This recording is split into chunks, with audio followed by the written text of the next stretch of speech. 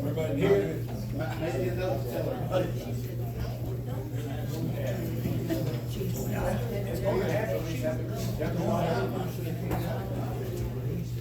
Jump through all this.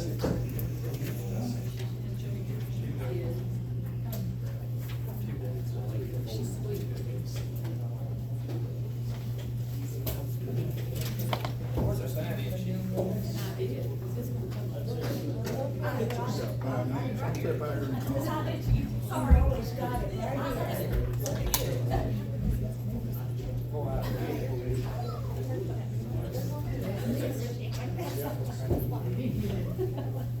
Hey, I got my essay, I still got to get through that.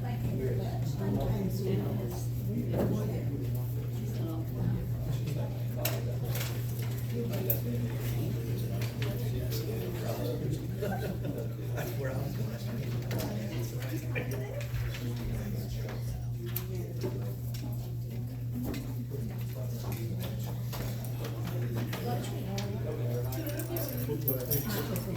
So good. Can you believe that?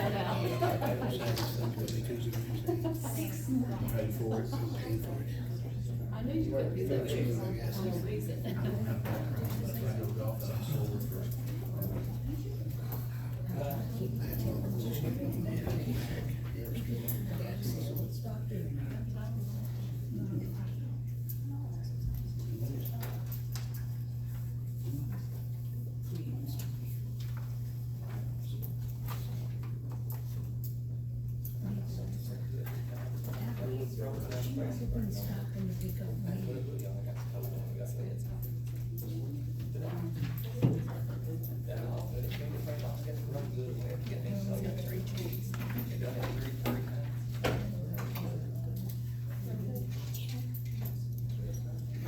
Good, give me.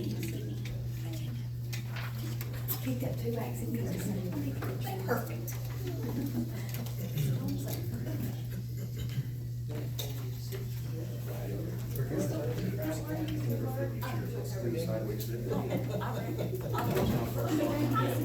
I'm good now, just have to get up and sleep, probably put the chair with me. Every day, just back.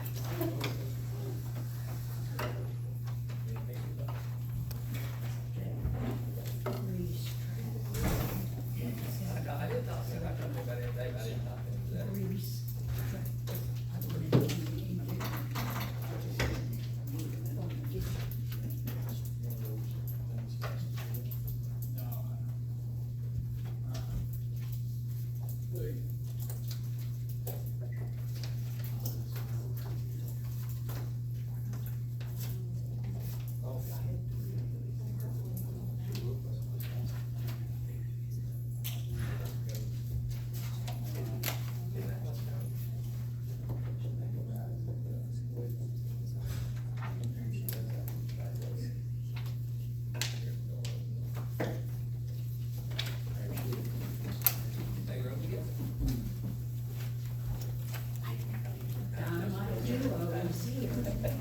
We said we would like to meet with you. We were hoping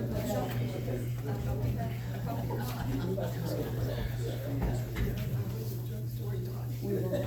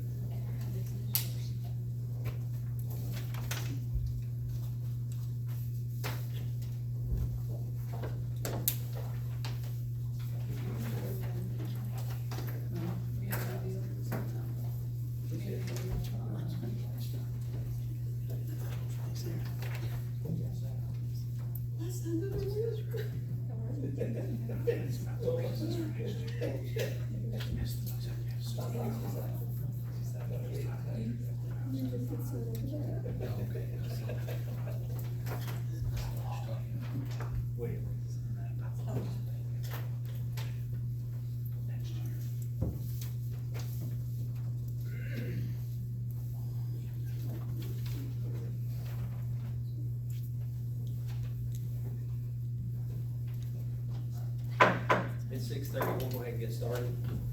Opening invocation by Wayne Taylor. Pledge of allegiance. Let us pray. Our Father who art in heaven, hallowed be thy name. We approach your throne of mercy and grace in an attitude of prayer and thanksgiving. We give you our thanks for all the blessings of life. We're certainly grateful that we have health sufficient to be here this afternoon. We're ever thankful for Jesus and the sacrifice that he made for us.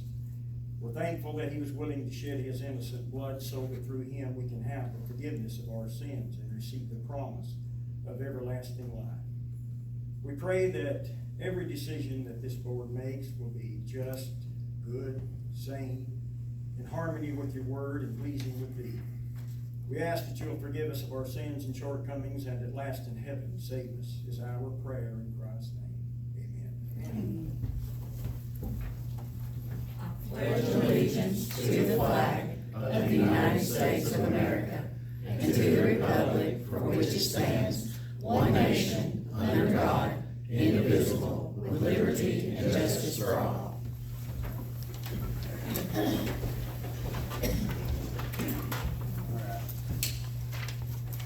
Next up is approval of the minutes from the April 9th meeting. Can I get a motion and a second? I'll make that motion. I'll say. I have a motion and a second. All in favor, say aye. Aye. Any opposed? Motion carries. Number 5, do we have any additions or deletions to the proposed agenda? Number 6, approval of May 14th, 2024 meeting agenda. Can I get a motion and a second? So moved. I have a motion. Second. Have a second. All in favor, say aye. Aye. Any opposed? Motion carries.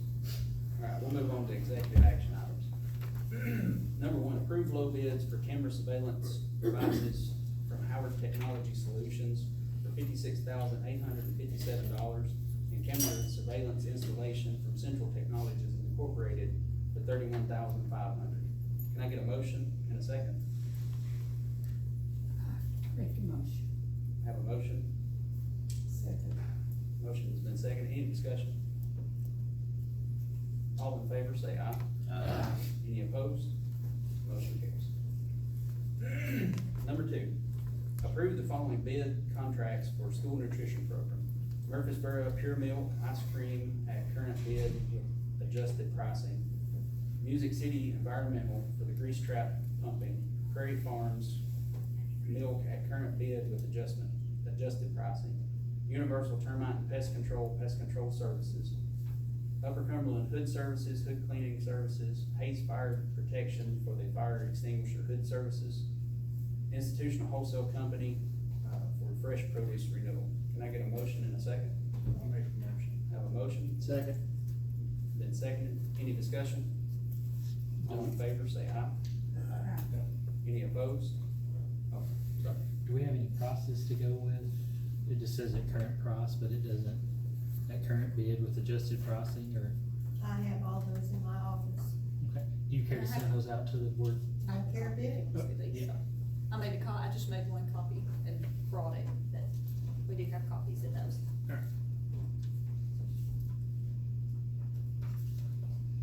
Any other discussion?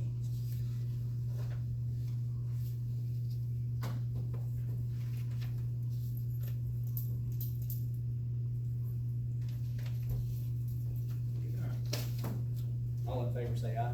Aye. Any opposed? Motion carries.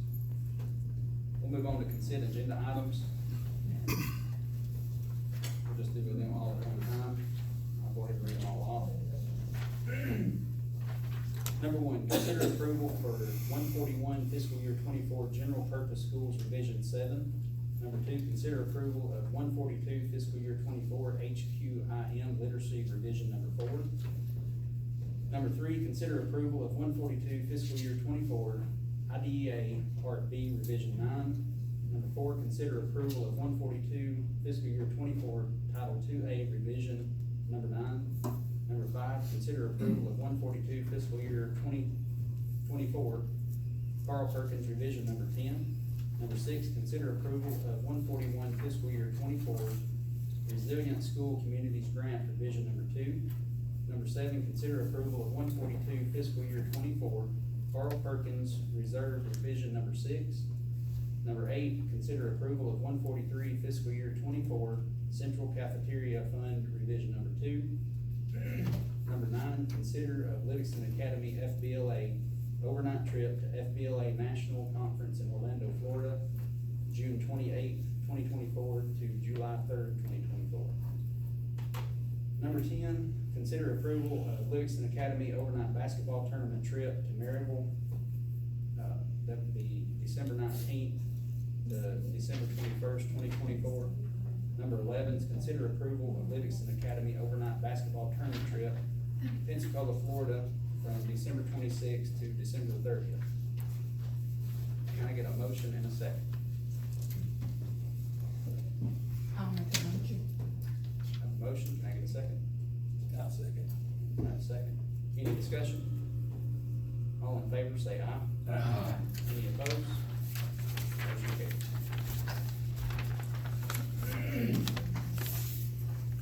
We'll move on to new business items. Number 1, consider approval of the following letters of retirement. Samantha Stevens. Can I get a motion? And a second? I'll make a motion. Have a motion? Have a second? Second. Ashley Clark, second. Any discussion? All in favor, say aye. Any opposed? Congratulations to Ms. Samantha for retirement. Number 2, consider approval of the following letters of resignation. Brandon Cross as LA Anglers coach, Josh Carwile, Haley Vaughn, and Josh Shaw. Can I get a motion and a second? Make the motion. Motion by Alice Reed, Second. second by Wayne Taylor. Any discussion? All in favor, say aye. Aye. Any opposed? Motion carries. Number 3, consider first reading of approval of policy 5.614, unauthorized recordings, and 5.601, conflict of interest. Can I get a motion? Second. Motion adjourned. Any discussion? All in favor, say aye. Aye. Any opposed? Motion carries. Number 4, consider approval to discontinue the Overton County virtual school. Got a motion and a second? I'll make a motion. Motion by Shirley Myers. Second. I'll second. Second by Mike Gates. Any discussion?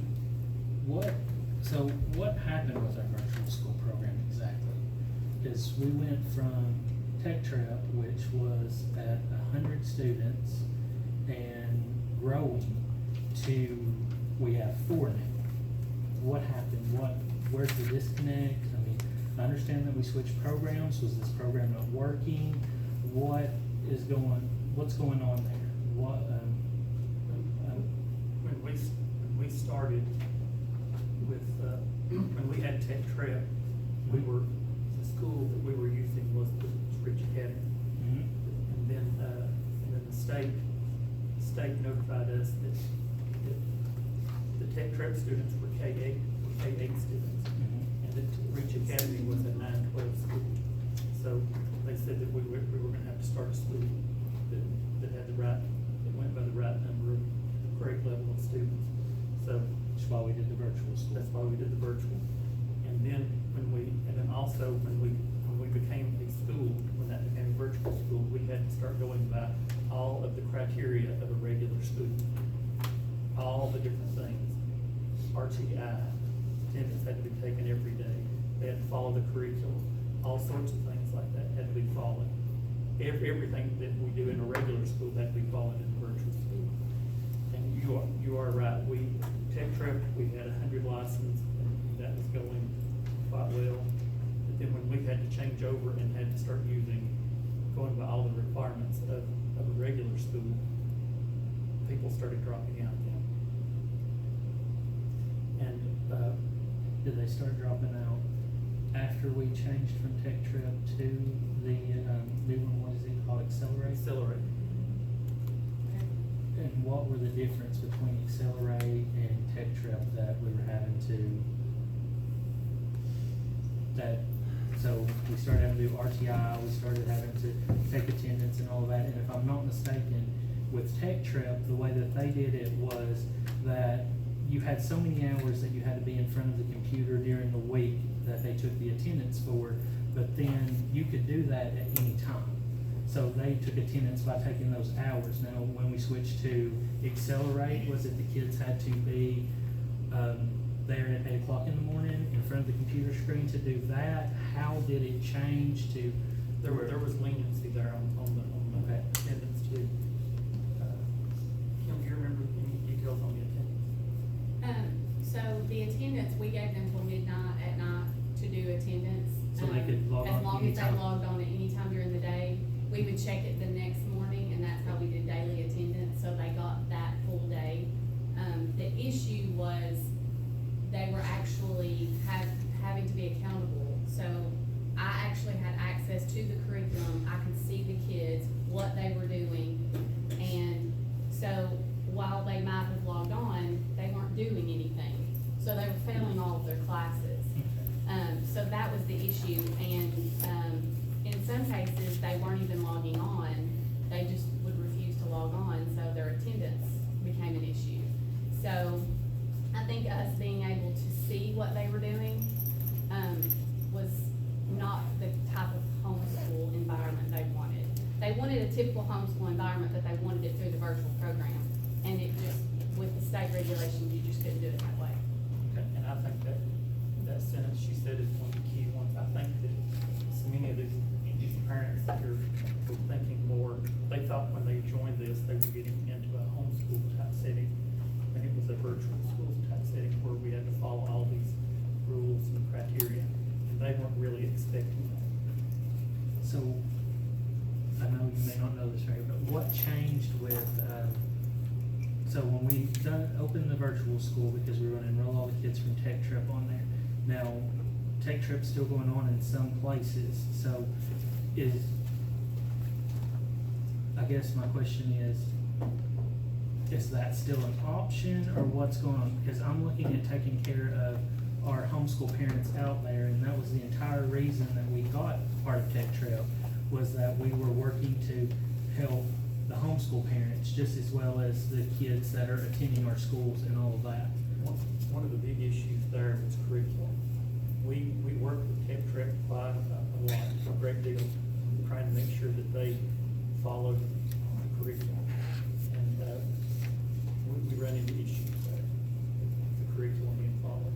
Now, is there any other program that we could get that could help these kids, or is it just a shot in the dark, we need to close this, cut our ties and go there? Because I still feel that was a good program that we could offer these kids. Is there other avenues, or have we exhausted all other avenues?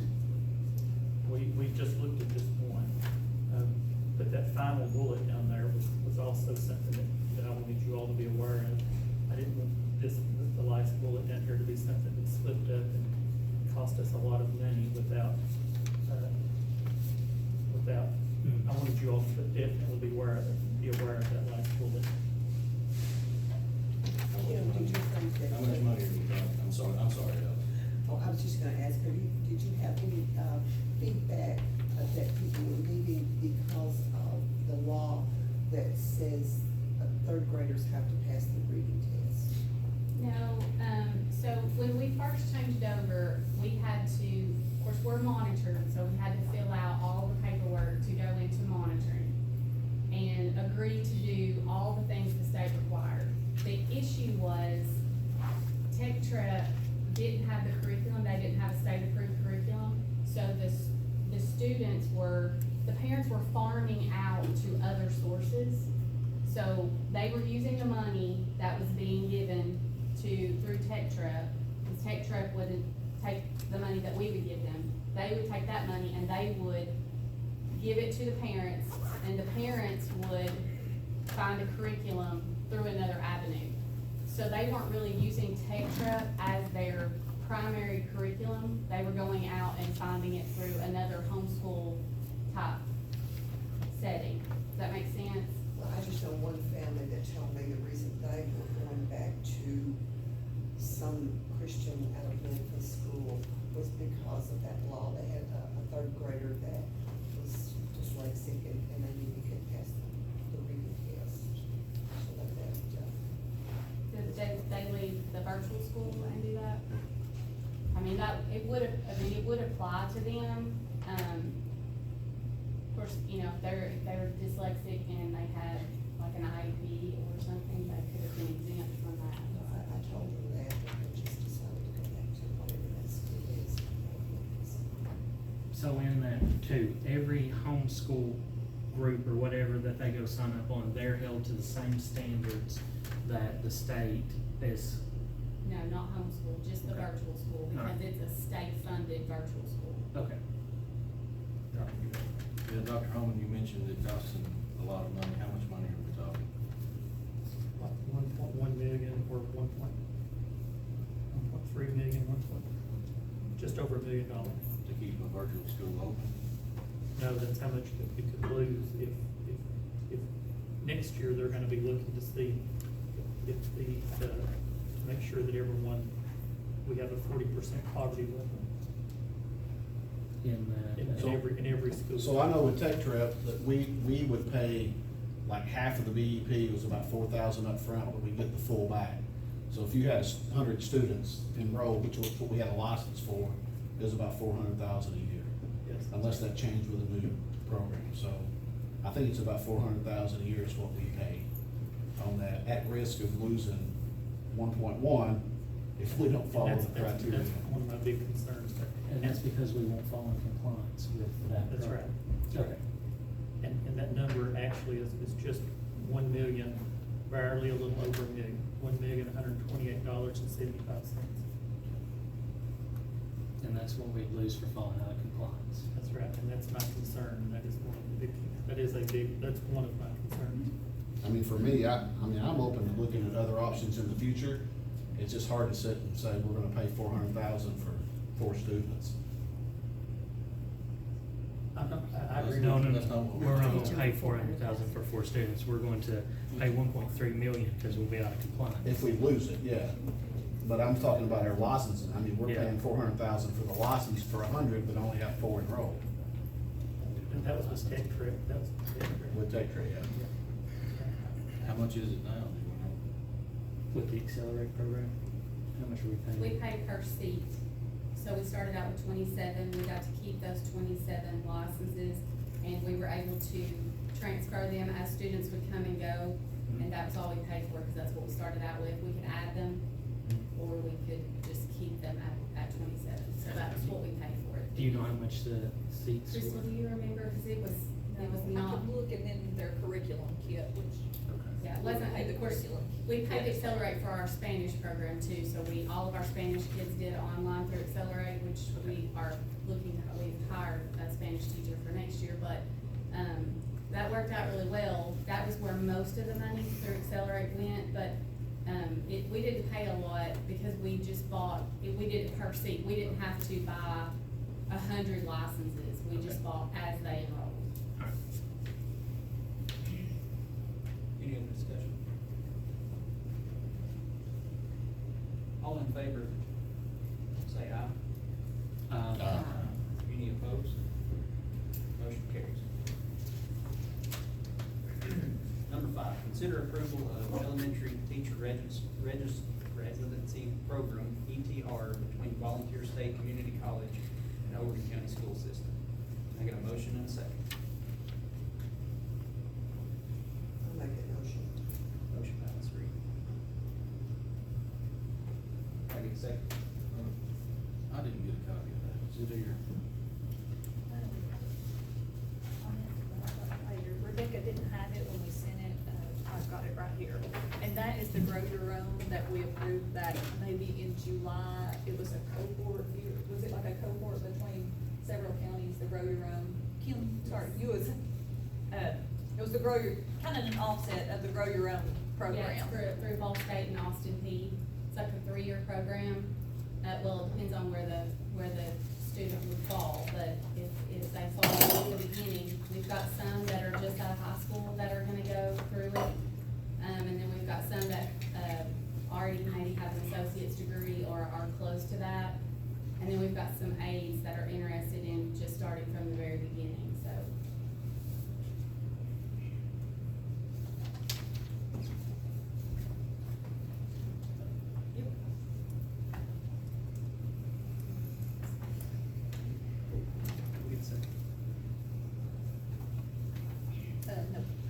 Ashley, okay. Any discussion? Any more discussion? All in favor, say aye. Aye. Any opposed? Motion carries.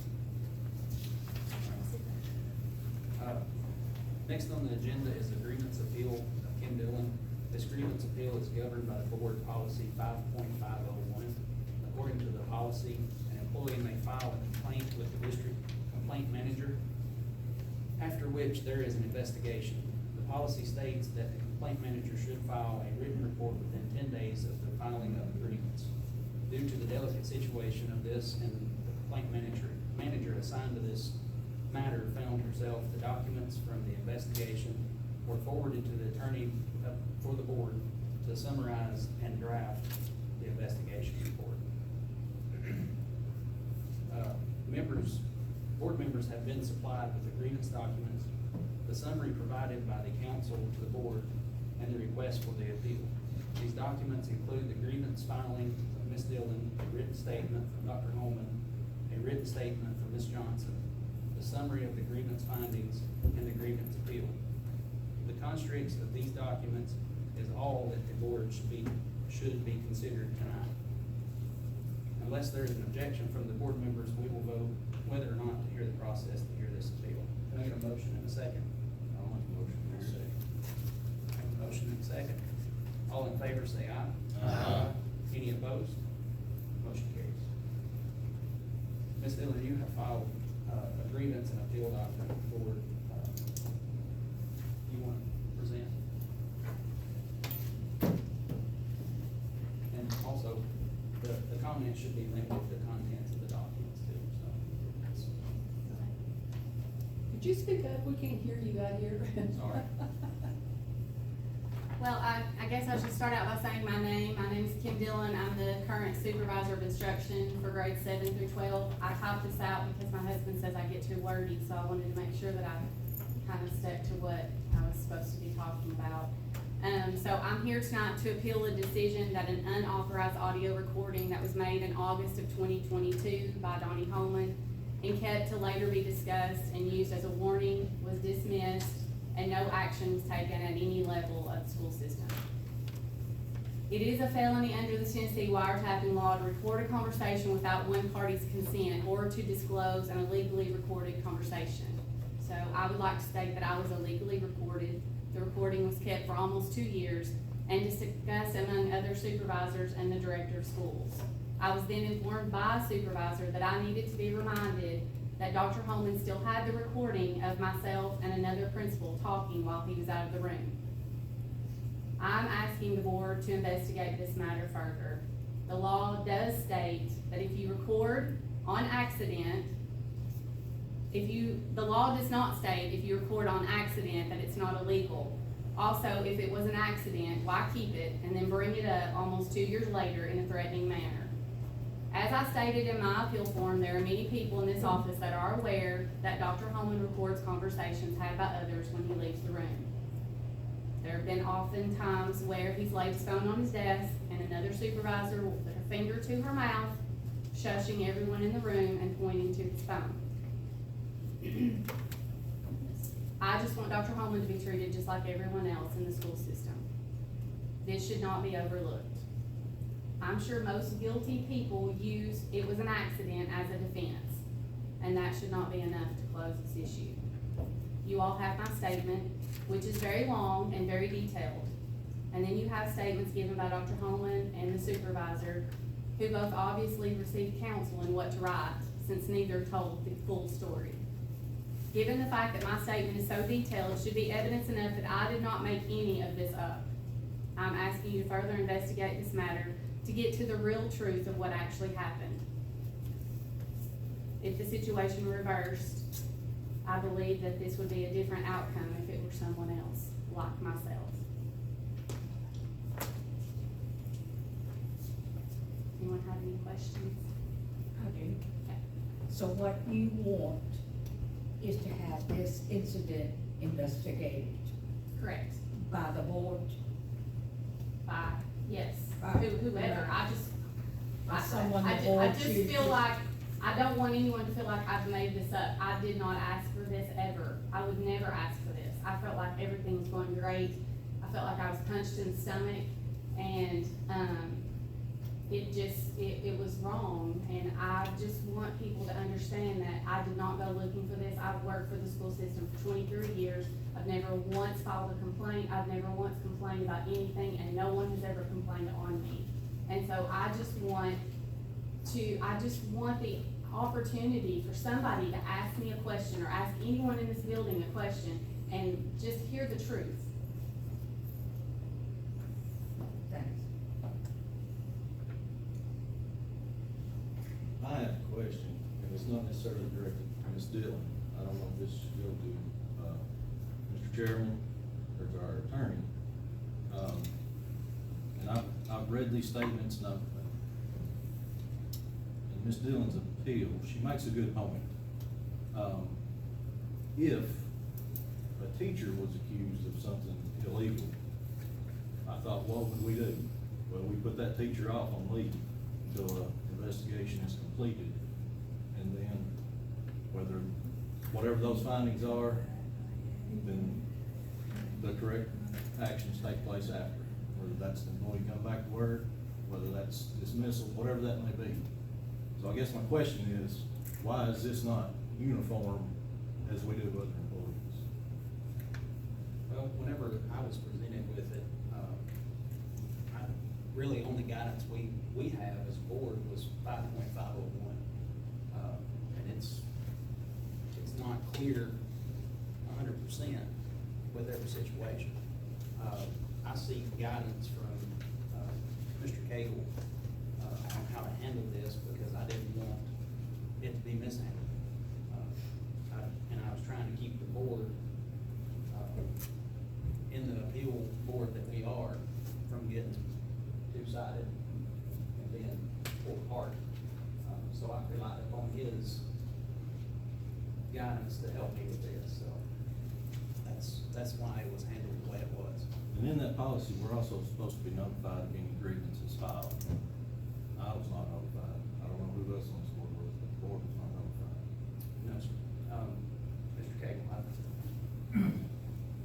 Mr. Chairman, ladies and gentlemen of the board, that policy says that the grievance concerns sexual harassment. We have to inform the board.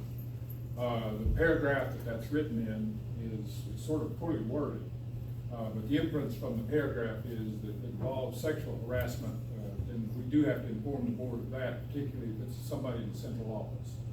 It's not every grievance that we have to inform the board about, and the reason for that is this board is an appellate body. You hear the appeal, so if you get involved in it at the filing stage, then you're prejudiced by the time it gets here. So that's the reason we do that. So I have a question. When you say that you're not required to notify the board, when our own policy says that as the attorney, you're the attorney for the board. Yeah. So who is your primary interest in protecting or defending or advocating for? Is that the director of schools, or is that the board? It's the board.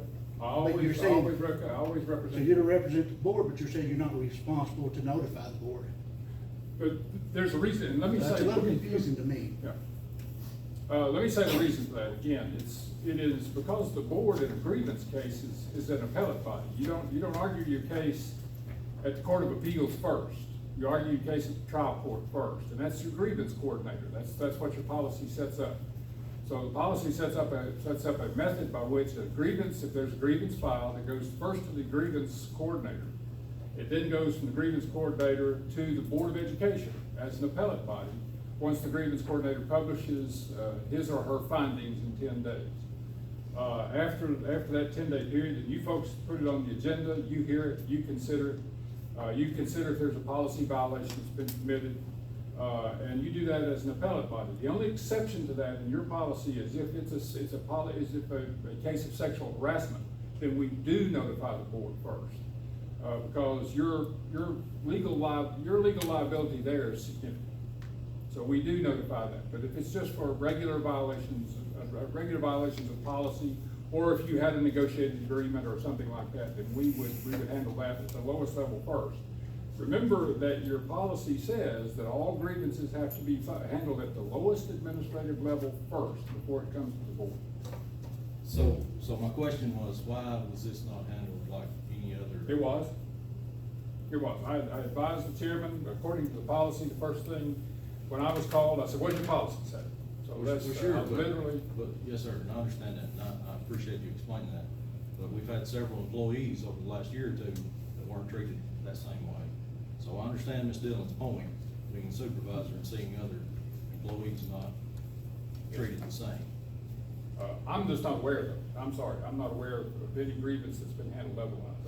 I can't comment on. I'm not saying any grievance, I'm saying a criminal act could have taken place, was accused. Let me say that reasonable people can disagree about whether this is a criminal act or not. Sure, I'm just saying, I'm not saying anybody's guilty of anything, that's not what I'm saying. I'm saying any other time in the recent history that an employee has been accused of a possible criminal act, they've been let off work until that process has taken place. So that's my question, is why has this one not been handled the same way? I don't believe this is a criminal act. That's one reason. Now, if there had been a violation of the child abuse laws or something like that, and I've actually handled a wiretapping case that involved the school board chairman, and the superintendent, back in the days when we used to have analog phones. You remember those? You could have a receiver and pick up that conversation anywhere. Well, the newspaper editor figured that out. So every time the superintendent would call the board chair, the newspaper editor picked up the conversation. So I've actually defended one of those cases. I've defended the school board in one of those cases. This is not that case. Tennessee is a one-party consent law. One party to a conversation can give consent for that conversation to be recorded. Now, the odd thing out here is the law doesn't address an accidental recording. I have no reason to believe, there's no reason in the record to believe that this is intentional. At least that's not laid out in the record in the appeals documents. So, one party to that conversation can record it, much unlike Maryland, which the state of Maryland is a two-party consent. I have to inform somebody. And we have, your special ed director, I'm sure, can recount times when they've had IEP meetings and parents leave the room and they leave their tape recorder running. The IEP team has to be careful about what they say while that tape recorder is running.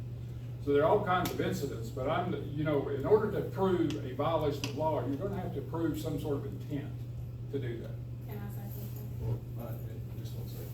And that's what's missing here. I don't It may have be, any but allegations. that's not for us to prove. Sure, that's right. No. That's right. What is it for us to do?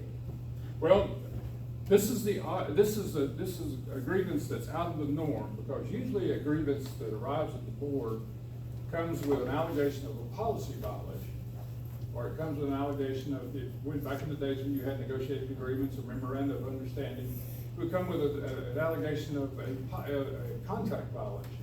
This contains neither of those. This is a disagreement between two professional employees.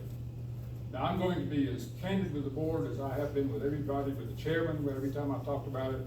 I don't think this was handled well when it happened. I'm just gonna say that. I've said that to Donnie Holt. I don't think this was handled well. But I don't think there's not a policy violation here. Now, if you want somebody to take a look at it, look into it further, see what they can come up with, if there are other grievances that need to be filed, then maybe they need to be filed. But in this case, you do have a professional disagreement between two people, but it does not rise to the level of policy violation. Now, had the policy that you just adopted on first reading a while ago been in effect, you would have indeed had a policy violation, which would be something that would be sanctionable. So I'm sorry. No, Ms. Dillon, So as a board, to have someone to investigate this, do we look at somebody outside from a non-bias, or does the board themselves go and? No. No, you can't do that. And you would have to have somebody come in from the outside, and I could not do that. I'm counsel to the board, so I don't want to prejudice this in any way, and just throw it one way or the other. So you would have to have somebody from the outside come in and then have a chat with your employees. So it's my understanding that the board had zero policy about recordings previously. Yes. But, I think that's something that we should definitely do, is the policy is, we need to make that policy. I don't like the idea of being recorded and not knowing. Anyone being recorded should be made aware that they're being recorded. So from supervisor or director or whatever. And you took the first steps at doing that, Yes. the first reading of that policy, yes, sir. I guess my question was, you referred to it being a disagreement among coworkers. We didn't have a disagreement. He sent a message through a supervisor to remind me that he still had a recording that I never knew anything about. Yes. So when we came in here and sat right here in the boardroom, me and him and the supervisor, I pointed to the board chairs after I repeated the comment that was made to her and to him. They both agreed that was what was said. And I said, how would you feel if one of these people came to you and said the exact same statement that you said to me, or to have her to say to me? That's a threat. You are warning me of, I've got this, so just be aware. That's not a disagreement. That's a threat about a recording that happened 2 years ago that I knew nothing about. I understand that's your position. Mr. Chairman, I'm going to direct my remarks to the chair of the board. I understand that's the position. I really do. The facts from the other side, I'm sure if they were asked, would not agree that that's the way that this came down. You know, that's not what we're here about tonight. This is, I mean, Ms. Dillon certainly is entitled to believe what she believes about this and have the learned opinion she has about it. And Dr. Holman may disagree with this, may disagree with that altogether. And that's the conundrum we find ourselves in here tonight, is that, you know, you don't have a policy violation.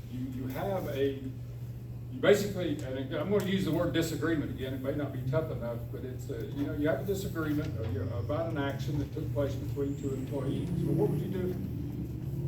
What would you do if two teachers cussed each other out in the hallway at Livingston Academy? You'd probably have that. So, So that's where we are. I mean, this is an action that took place between two employees that's been appealed to the board. I think there's substance to it. I think nobody doubts the facts here. I think we would stipulate the recording was made. The recording was revealed 2 years later. It was revealed in a way that I don't understand as counsel to the board, but it was, you know, it's there. I'm of the legal opinion that it's not a criminal act because of the way the laws are written in Tennessee, without some proof of intent. But the request here is tonight that that it be investigated further, and I think that's you know, for somebody to come in and do a survey among employees and see what basically the office climate is at the central office. so Mr. Cagle, who would you recommend as legal counsel that the board would use for such? I don't know that you need a lawyer. I think you need somebody that's seasoned in personnel practices, who comes in every time, who can come in and just do an investigation. And I don't think it needs to be clouded with a bunch of legalese. I think it needs to be somebody with good common sense. I'd be happy to find somebody for you and recommend that to the full board in a memorandum. Do you think it needs to be someone with a background in education? Sure, sure. Someone that's been on the board, or someone that's been in the school system? Not necessarily on the board, but somebody who knows, you know, how central offices work, things like that. We've got a host of really good personnel directors in Tennessee. I speak to them twice a year. And they are all very familiar with investigations, so they can do them.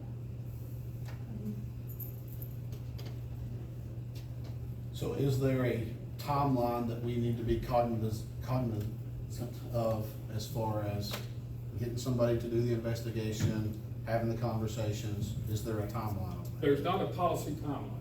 We can put one on arbitrarily after we find that person that the board approves, but there's not a timeline according to policy. Whatever action the board takes tonight would end this particular grievance, subject to the outcome of the investigation. And I don't want it to go for months, that's the reason I ask, is, Or it would be 60 days at most, and probably 45 days.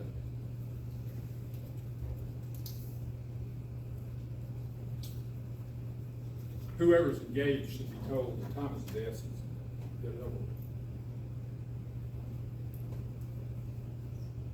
I'll make a motion that we approve an external investigation into this grievance. Motion second, to investigate further into it. Great. So we keep in mind that word that he helps What is us the to choose motion? the object. What's the motion? We didn't hear all.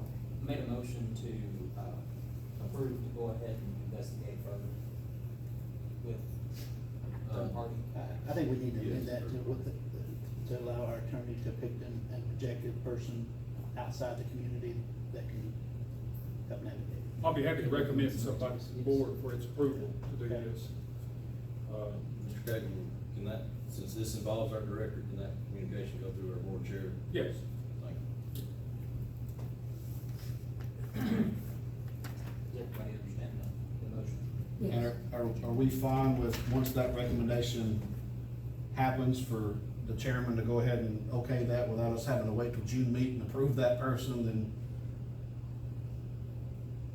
I mean, once you do the recommendation to the chairman, does the board have to get back together and approve that person? If you give the chairman the authority to accept my recommendation, you can do that in the motion, and I'll be happy to make it. to the And that's chair. what I'm asking the board. And I will notify everybody at the This same time of whom the person whom I recommended, but the chair will have the ultimate approval authority. Without us having to wait till June to say, yeah. Well, I'll make that motion that the chairman has. I'll say. Okay. Well, we need to finish the. We put it all under We've got one. one on, Oh, table. John. This will be an amendment to the. We- That's just we'll gonna be an amendment to Uh, that. Or can we just amend the first? That's an amendment to the Yeah. first motion. First motion is to employ an independent investigator. The amendment is that I'll recommend somebody to the chair and notify the board of the person selected.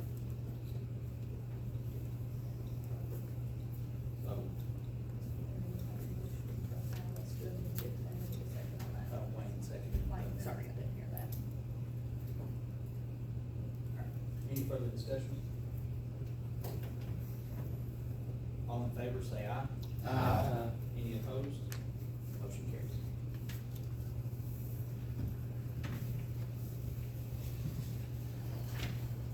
Thank you, Mr. Thank you, sir. Moving on to special recognition, OCEA Jennifer Allen. Hi there. Good evening. Well, here we've reached the end of another year. I think everybody, all the schools are kind of wrapping up. The kids are looking forward to summer. Before you know it, we'll roll around and be starting again. I know the teachers were very concerned about the after-school program. I hope y'all will address that at some point. And just keep us in mind, we'd always love to have a little extra increase in our salaries. A few years ago, we got a nice increase to kind of get us caught up with the other areas, and then the other areas gave an increase too, and now we're behind again. So just keep that in mind too. Thank you. We didn't have any public comment, so can I get a motion to adjourn? Yes, sir. Motion? Second. Second, Wayne. All in favor, say aye. Aye. Any opposed? Motion carries. It's all right, we'll just move on into the work session. You may need a break. Let's go. Hey, I did the rest of the day. I did just a second. I'll be right back. Okay. I thought we were gonna put on the work session that film that we were gonna discuss again. That goes on the doors, that I brought up 3 times. I'm on my way. We can talk about that too. We used to put any other matters, but we can talk about that as well. I'm sorry, I didn't listen. I thought we were gonna talk about Dr. Miller's, program. Yeah. The eyebrows. Okay, yeah, I think he's got that, yeah. It just wasn't listed in time, sorry. I'd already sent them out. Right here.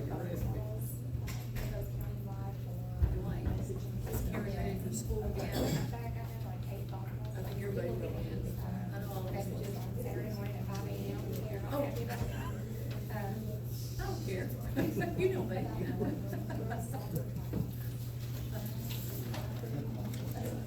They're great. They were not happy. I could only imagine why. Yeah. That'd be great. That's pretty easy.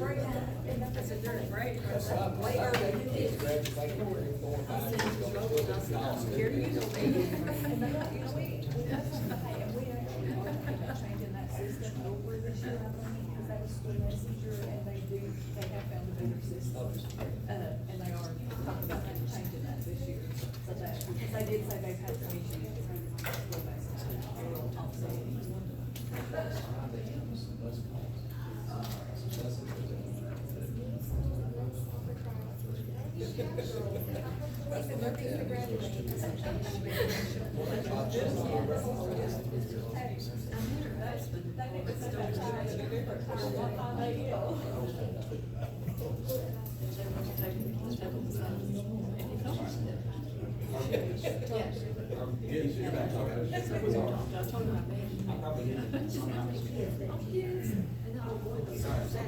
We'll go ahead and move on into the work session.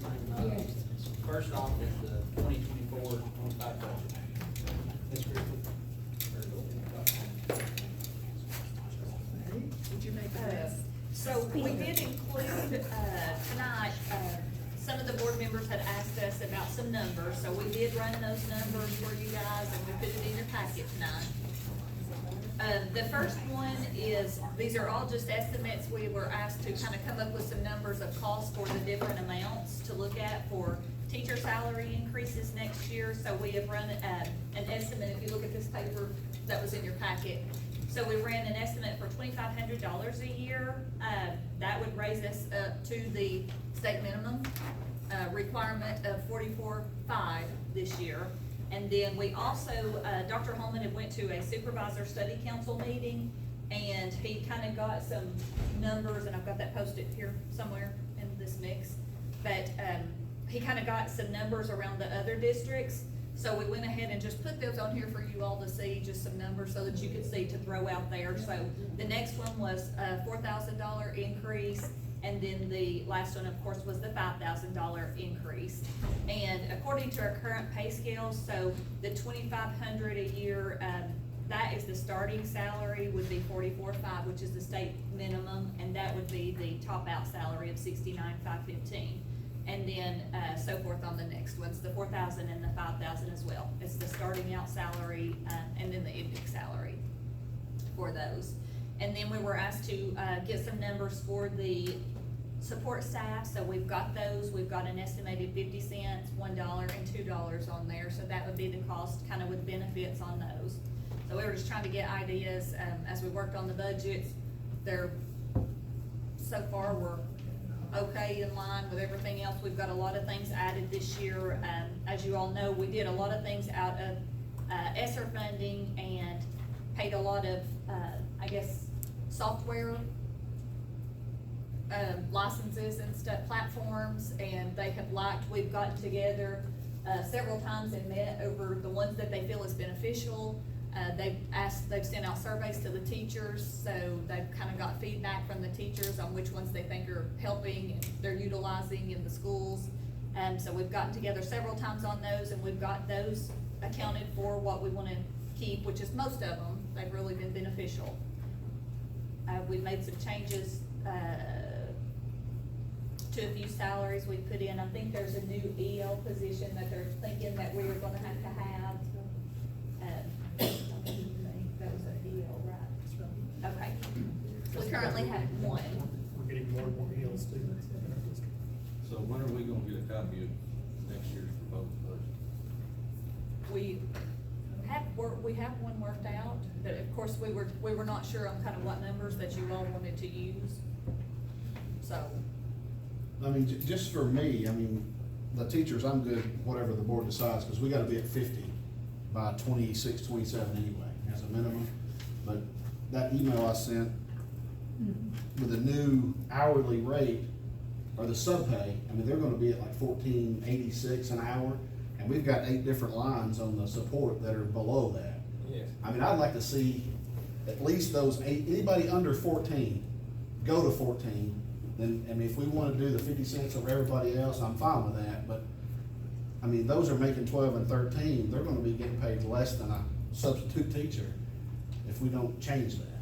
I mean, I think there's 8 different line items on that support that are 12 and 13, and I'd like to see those 8 go to 14, and everybody else, if we wanna do the 50 cents and look at that, I'm fine with. But I think we need to make a move on those first, because we're gonna have issues where they're gonna give up those jobs and just go sub and make more money.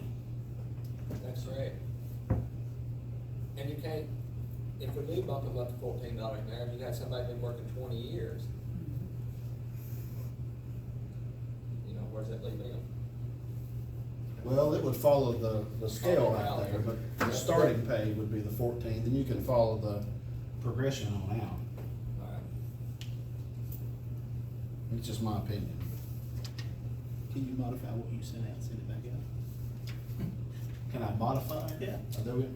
Like those scales, kinda, Yeah, if we bring could, those. yeah, we kinda had a budget, but we had no idea kinda which way you all wanted to go.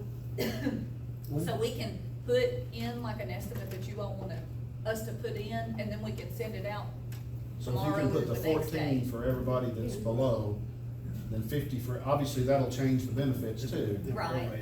And just give us an estimate of what that would cost. Okay. One thing that I think we need to keep in mind too, that I've said this before, but substitutes are meant to be temporary. They're not meant to be permanent. And I know that, we're looking at, hey, we need to do this, we need to move these people up to do that, and I agree, we do need to do that right there, but when it comes to the money, you know, we need to move them up some, but again, the substitutes are meant to be temporary. That's And I not get something that. that we're keeping here, and, you know, we just had last year where we had to give everybody that was the support staff insurance too. I mean, substitutes aren't getting insurance, they're not getting that benefit. And, you know, when you include all those other things in there that, the temporary people don't get, they do make a little bit more than, they make more than what the permanent people do. That's, and I understand where we're coming from, and it's hard when you look at McDonald's and you say, hey, $18 an hour to come be a cashier, cashing out here. Or if you're looking at a convenience store that says $19 an hour, but I wanna be honest with you, as a school system in our meetings, we're not gonna be able to match $19 an hour for a position that, that's where I'm at with that right there, is that the substitutes, I know they're making a little bit more money than that right there, but they are meant to be temporary. And even if we go 14, they're still 86 cents an hour cheaper than what a sub makes. And $14 or $12 is nothing these days. Show up.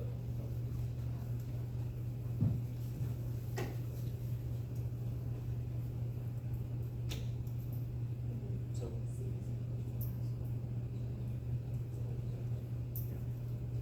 And no, I get that, Ricky, that if you want people here, you've gotta pay them, I do. I completely understand that, but as we've seen in the past, every single time we raise our pay scale, yeah. all of the counties around us raise their pay scale, so we're still in the same predicament. We could raise the support staff and the teachers to where we're increasing it $5 million a year, but the people around us are gonna do the exact same thing. It's Let's even keep worse it a when we secret, go- let's not tell them. It's even worse when, but it's worse when we go up 50 and they go up $1. So we just keep getting further and further behind of what we're already behind. 2 steps forward and 3 steps back. We need to try to keep up. Unfortunately, that's what's happening with it. I was at TSBA meeting back 2 months ago, and they said there's a possibility there could be 3,000 teachers retired this year, and they don't know where they're gonna get them. That's exactly right. I mean, they said over the next 10 years, over half of the teacher workforce in the state of Tennessee will leave the workforce. So when they leave the workforce, the people, they said 30%, they have 30% graduation rate that's gonna replace those. So there is a 70% downfall from those teachers that are retiring to the teachers that are graduating.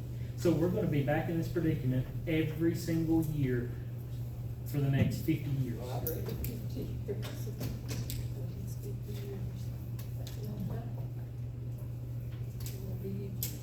It might. That way we get the budget out. Yeah. But I'm just Say saying, what Mike said. What Mike said, that's paraphrasing. but I'm Sure, just you saying don't- that that's, You got what Mike said? You wrote that down. No, but no, that's what I'm just getting at, is that, you know, every time we do a raise, everything's gonna be adjusted, and it's going to, we're gonna be right back in the same predicament 1 month after we do it. That's the bad thing, that happens in every field. Yeah. I'm seeing it in my field, and we can't keep up. But I know it's early, but I wanna ask a question. We have kind of a rough idea what we might have left over this year in our fund balance for this year. Just a rough estimate. No, but I will at the next one, because we're gonna do our final amendment after we run our June payroll, so I'll be able to get to a closer number then, since we run our 3 biggest payrolls, unfortunately. But hit hard. Whenever you draft, for next calendar year's budget, you send that out. Yes, yeah, and That as way soon we're not as. getting it just a few days before. Absolutely, and we do, that's why we worked really hard today and yesterday for sure to try to get final numbers, but we just needed y'all to meet, you know, and bring you all this information because they had asked about it, so we can get tentative numbers in there for what you kind of really wanna go with support and teachers. And Chris, what's the deadline on our final ESSER funds? Well, strangely enough, we have been under the impression, and Chuck probably knows more, I said, obviously the state knows more than we do, but we were under the impression the whole time that so federal grants are unlike state, we have 12 months. Federal grants are 15 months, is period of performance. So we were under the impression the whole time as of September 30th, instead of like June 30, usually everything ends June 30, the end of the fiscal year. Well, because it's a federal grant, it's 15 months, so that would have put it at September 30th. With all final reporting, we were told December 15th. But So we we have have to do- recently been informed that they are extending that, and we were unaware of that even from our meeting until Mr. Piercy. We spoke with Mr. Piercy, and he recommended the ESSER funding be used, you know, what I think Dr. Holman has gotten with you all on. But it's, we have at least 6 months. He told us for sure, January of 2026, which was very shocking to me, but he said for sure January of 26, and then they're even looking at a possibility of furthering that, so, but another year and a half, yeah. About 19 months. So that was recent news to us, that they've extended that again.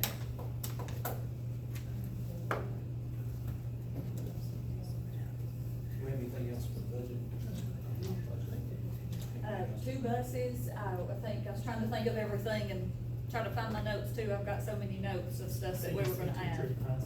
We did add a CDC teacher at the high school, they were in need of one of those. I think, we had mentioned the possibility, and I think several were under the consensus to do a possible $1 more on the CDC aides in the classroom. That needs to happen. It does. I couldn't agree more. Yes. And are we putting, Their duties are a lot more. Yes. are we putting in, does it sound inflationary? In tail, yes. Diesel, office supplies? Including tails. That's what we had into. Exactly. From years ago. Inflation. And, to be honest, as far as fuel and diesel,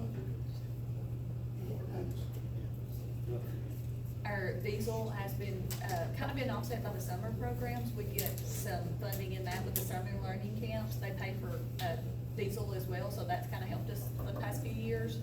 So I feel like we're good in that area, but we do have, 2 buses, and then, I was trying to think of anything else. We've added all these platforms in that they would like to keep, and we have gotten all those in. Have they gave you any insight on what insurance increase They might be? did, we did, thank you. Trying to think of everything, 7%, so we did have to include 7% increase for insurance this year. And do we know how much a bus is gonna cost us, man? Well, tentatively, I put in the 120, which was the highest amount last year, but until we bid them out, of course.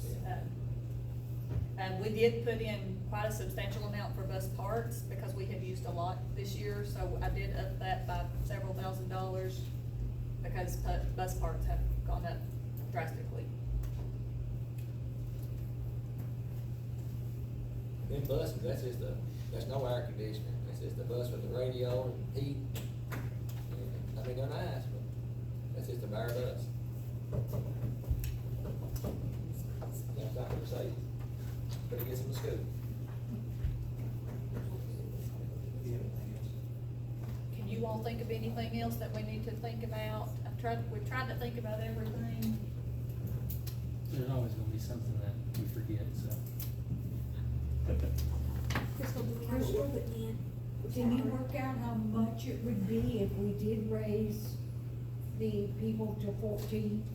Yes, yeah, that's what we're gonna, so on the pay scale, what I understood Mike to say was everybody that was, beneath 14, those areas that were beneath, raise those to 14, correct? Everybody else On the 50 support, cents. And do the span.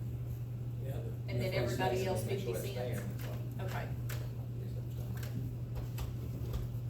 So with that, And then- with that bond that we're doing the building program, obviously we'll start spending that next year. Is there any of that has to be put in a certain bucket of that budget? Since it's the bond, does it have to be put in? We do every year move money into debt service. We Okay. transfer funds into debt service, and yes, we'll have to continue that. I'm talking about the new bond that we got, 14 million.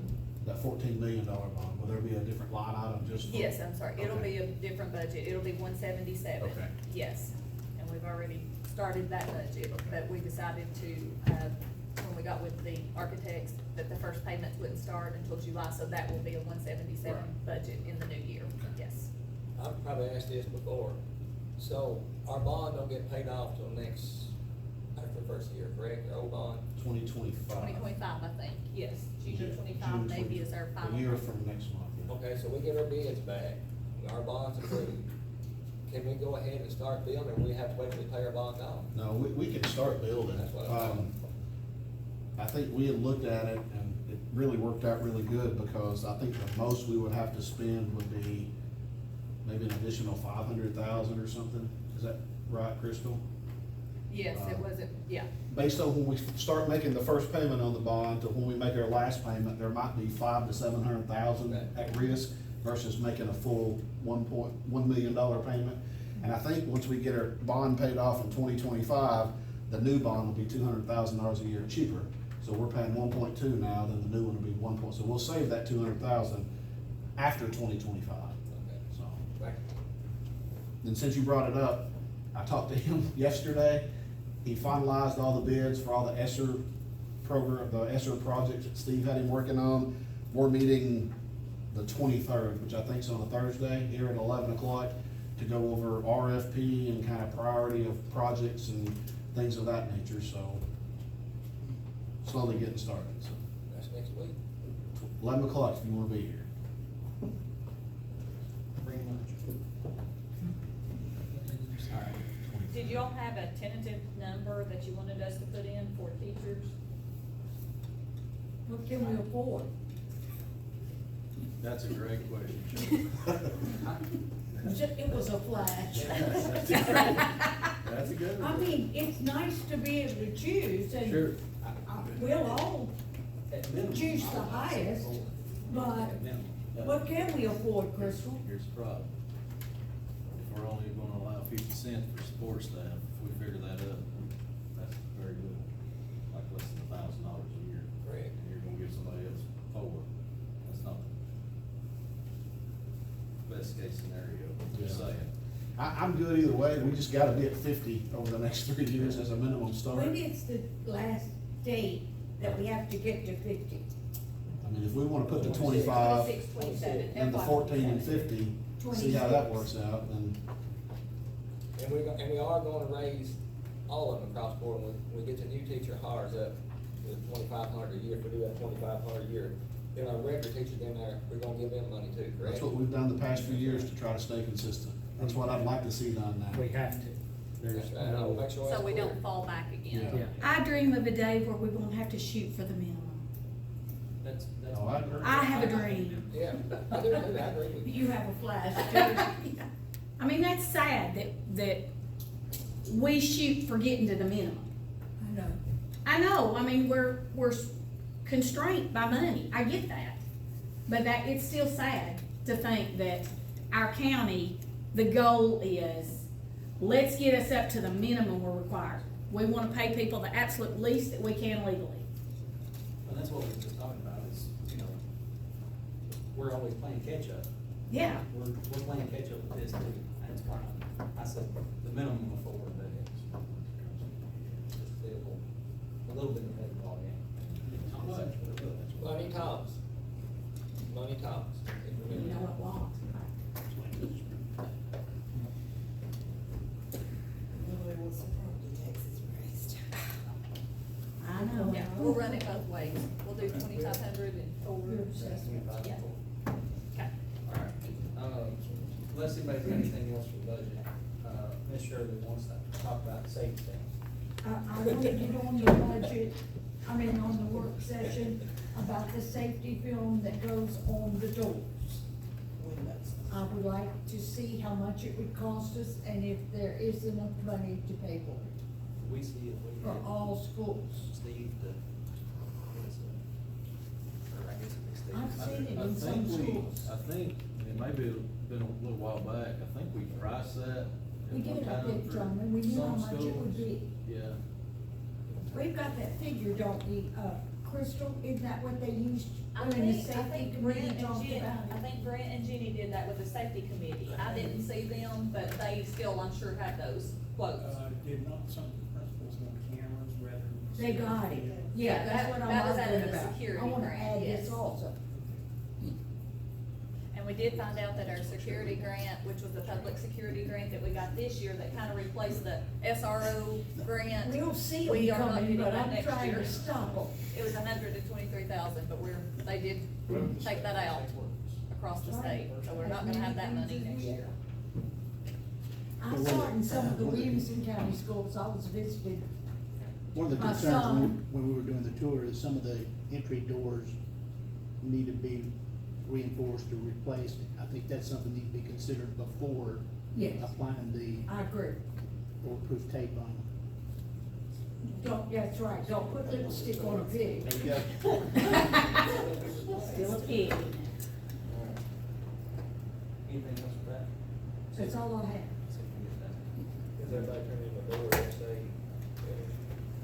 Yes, I turned mine in. Most people have, I've got a few that didn't, I don't know, William, you got yours tonight? Yeah. I thought you looked I'm like you gonna talk to did. you. I got mine too.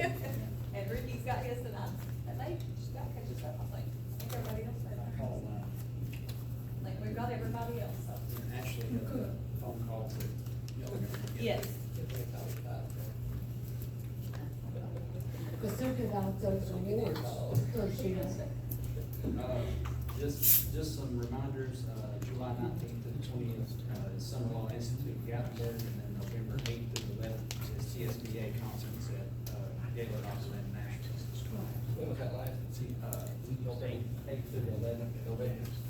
Mitch, remind Kim to get the reservation for dinner. You have to figure it out. And go ahead and put your credit card on there too. I spent my whole day allowance on my dinner and I still owe it. Does anybody have anything else? I'd like to thank Samantha Stevens for her years of service and retirement, and I'd like to thank Brandon Cross for the fishing team. Was the coach from the get-go and the initiation of that program, and I think he's done a lot of great things and for our kids at the high school and middle school, and continue that. So thank Brandon for his dedication to that. So. Wish Samantha well with her retirement. That's great. Anybody have anything else? Yeah, I want you to keep remembering Judy Holston. Oh, how is she? Well, she's struggling, but she's better. She's struggling, but she's better. Just remember to pray for healing for her body. She's in Nashville, Yes. taking the step that has saved a lot of people. So hopefully, I'm looking for a full recovery for her. Pray for her every day. Please pray for her. yes. Alice had asked about, and Mitch had asked about the ICS, intermittent. Yes. Today, I finally got a hold of Dr. Miller. It was kind of difficult to get a hold of him, but it worked out. Countywide in third grade, we had 64 students that sent back mission slips for that ICS project. And out of those 64 students, 61, he said, had ICS, so they used the goggles. They used the goggles. 61 out of 64? Yeah, that's countywide.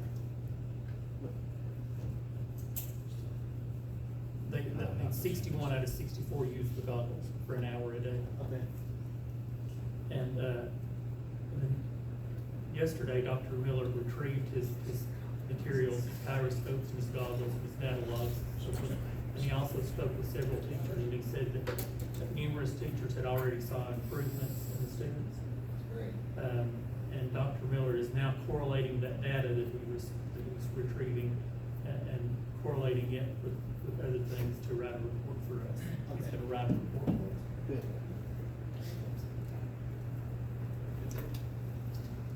And then, Mitch, you would also ask about the. Yeah, our lunchroom, efficiencies. Sheriff, you wanna go get the truck? Just stretch it out. Go before it gets dark, Ruthie.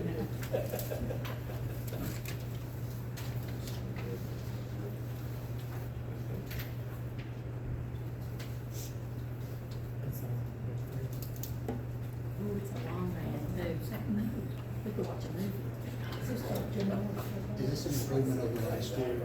We're just at the beginning of it. Right now, to me, Yeah, my umbrella's in the car it while we looks look. like it's about the same.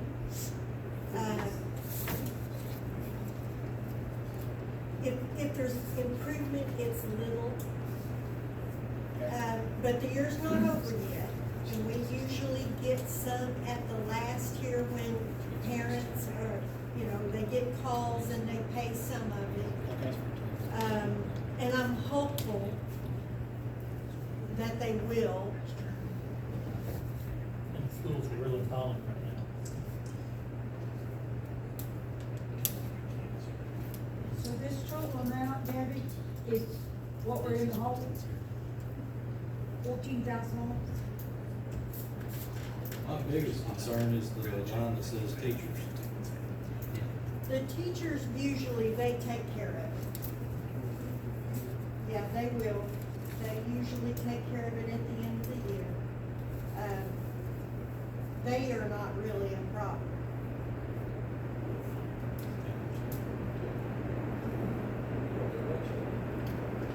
It is the students that pay the full or reduced. It's really the ones that pay full price.